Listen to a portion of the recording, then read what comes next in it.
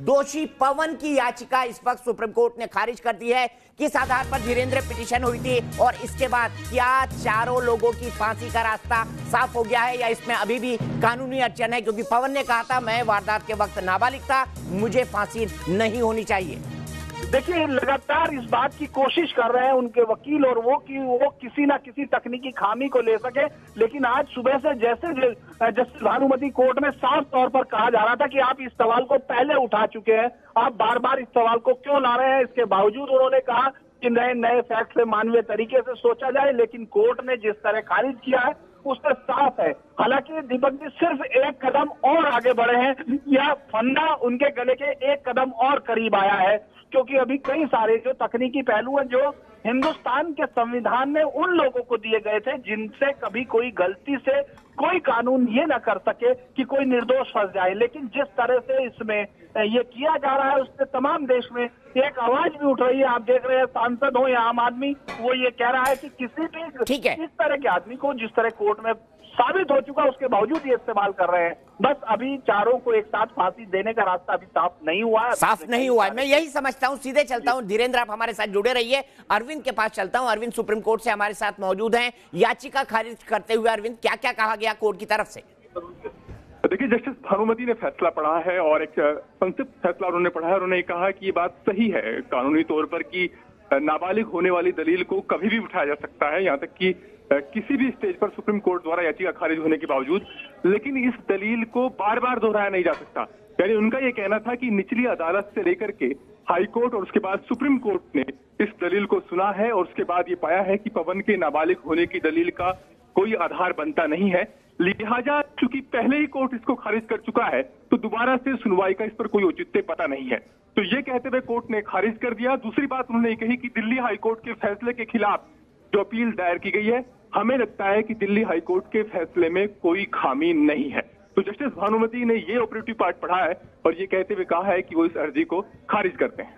4 लोगों में से सिर्फ एक व्यक्ति की दया याचिका राष्ट्रपति ने खारिज करके उसको नोटिफाई किया है गृह मंत्रालय का। अभी अरविंद, जो लोग ये जानने में इंटरेस्टेड है कि कब फांसी हो जाएगी, क्या 1 फरवरी को जो फांसी का ब्लैक वारंट निकला है क्या आपको पॉसिबल दिखाई देता है? क्योंकि अभी कई लोगों की क्यूरेटिव पिटीशन और दया याचिकाएं राष्ट्रपति के सामने लंबित ही नहीं है, उन्होंने फाइल ही नहीं कही है। 1 फरवरी को तो दीपक जी इस मामले में दोषियों की सजा पर अमल होना संभव नहीं है, क्योंकि अभी सिर्फ एक दोषी ने राष्ट्रपति के सामने दया याचिका दायर की थी, जिस दया याचिका को राष्ट्रपति ने खारिज किया। बाकी 3 दोषियों के पास अभी भी राष्ट्रपति के समक्ष दया याचिका दायर करने का विकल्प खुला है। इसके अलावा इस मामले में जो बाकी 2 दोषी हैं उनके पास अभी भी सुप्रीम कोर्ट में क्यूरेटिव पिटीशन और क्यूरेटिव पिटीशन खारिज होने के बाद दया याचिका दायर करने का विकल्प खुला है।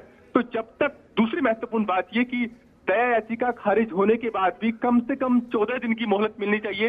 ये सुप्रीम कोर्ट शत्रुघ्न का जो केस है उसमें 2014 में इस फैसले में व्यवस्था दे चुका है। तो ऐसी सूरत में जब तक राष्ट्रपति द्वारा सभी दोषियों की दया याचिका का निपटारा नहीं हो जाता और उसके बाद कम से कम 14 दिन की मोहलत के बाद कहा जा सकता है कि इस मामले में दोषियों की सजा पर अमल हो सकता है। और एक महत्वपूर्ण बात यह भी है कि अगर राष्ट्रपति द्वारा दया याचिका खारिज होती है तो उसके बाद भी सुप्रीम कोर्ट में अर्जी दायर करने का विकल्प बचता है। तो कहीं ना कहीं अभी कहा जा सकता है कि जो 1 फरवरी का डेथ वारंट है उस पर अमल होना फिलहाल व्यवहारिक तौर पर और कानूनी तौर पर संभव नहीं है। व्यवहारिक नहीं लगता, लेकिन समाज चाहता है, देश चाहता है कि ऐसे दोषियों को तुरंत फांसी दी जाए। धीरेंद्र, आपको क्या लगता है, अब यह वक्त नहीं आ गया जब संसद को ऐसे मामलों में बैठना चाहिए और यह तय करना चाहिए कि यदि किसी दोषी को फांसी दे दी जाती है? हमने कई केसेस देखा है जहां फांसी के दया याचिका के निपटारा न होने के चक्कर में या फांसी में इंडेफिनिट डिले होने के चक्कर में लोग फांसी की सजा से बच गए हैं। मैं मानता हूं इस केस में ऐसी संभावना नहीं है, लेकिन आपको नहीं लगता अब कानूनों को और कड़ा किया जाने की जरूरत है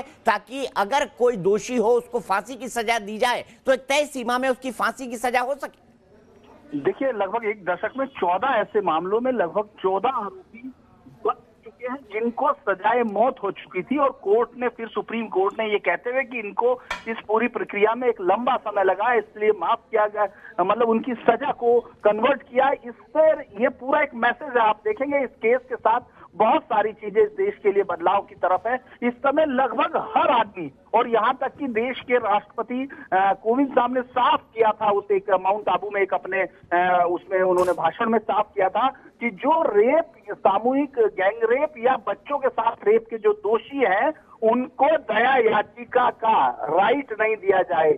यानी इस तरह की बात भी निकली है, जिनको सर्वोच्च पद पर बैठे व्यक्ति कह रहे हैं। ये इस बात की तरफ इशारा है कि अब समाज ये चाहता है कि बहुत हो चुका, इसमें कोई टाइम लिमिट तय करे और कोर्ट के अंदर भी एक टाइम लिमिट हो कि अगर आपको सजा दी गई है तो आपके जितने लीगल राइट्स हैं जो कॉन्स्टिट्यूशनली आपको प्रदान किए गए हैं वो एक नियमित समय में हो, ताकि विक्टिम और उसकी फैमिली दर दर की ठोकरें न खाए और उस फिल्म के डायलॉग को, जिसको आज आम आदमी भी बोलता है कि तारीख पे तारीख के चक्कर में वो ना फंसे, इस पर लगातार इस समय बात हो रही थी।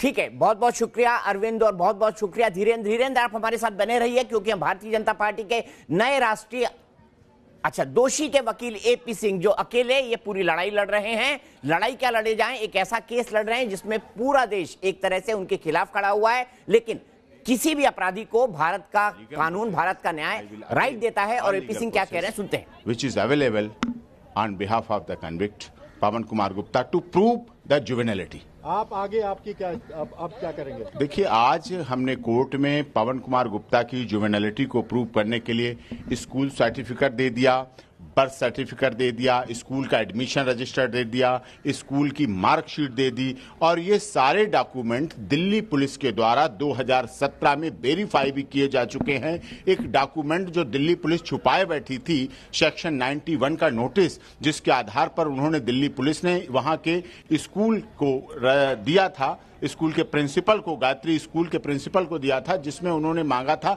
कि हमें बर्थ सर्टिफिकेट और ये सारी चीजें दे दीजिए।